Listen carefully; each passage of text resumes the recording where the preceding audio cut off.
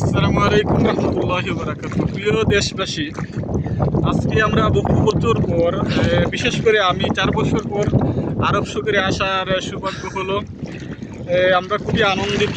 আমরা তিনজনই সিলেটের বাসিন্দা। দুইজন আমরা কুলাউড়া থানার, একজন জকিগঞ্জ থানার।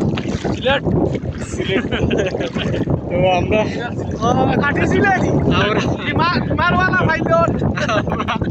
আমরা সবাই আমরা একই আমাদের হাউসে ড্রাইভিং করি।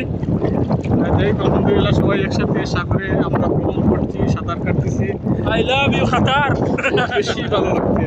খুব বেশি দেশে থাকতে ইচ্ছা ছিল কক্সবাজার যাবো, কিন্তু আমি অনেকবার ইচ্ছা করার পরও কক্সবাজার যাওয়া হয়নি। কিন্তু আরব সাগরে, কাতার এই আরব সাগরে অনেকবার আসার আল্লাহ পাক সৌভাগ্য করে দিয়েছেন।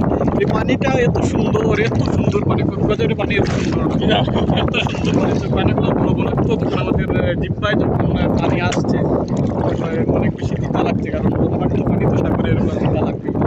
তো আমরা শুনতে চাচ্ছি আমাদের প্রিয় সিলেটের বাসিন্দা ইসলাম ভাইয়ের কাছ থেকে দুই একটি কথা। কি বলবো, ইসলাম ভাই, আপনি বলেন। 7-8-9 বছর হয়ে গেল, কতবার আইসি গেছি কেন পানি, প্রতি বছর 3-4 বার যাওয়া আমার। মাশাআল্লাহ মাশাআল্লাহ মাশাআল্লাহ। তো আপনি যারা আমাদের বাংলাদেশে যারা আছেন তাদের উদ্দেশ্যে কি বলবেন? বাংলাদেশের ভাই বোন যারা আছেন সবাই আপনারা একটু লাইক শেয়ার দিবেন। এটা প্রাইভেট ইউটিউব চ্যানেলে লাইক শেয়ারের গুলো আমরা কাউকে আমন্ত্রণ করি না। গ্যাসুদ্দিন ভাইয়ের পক্ষ থেকে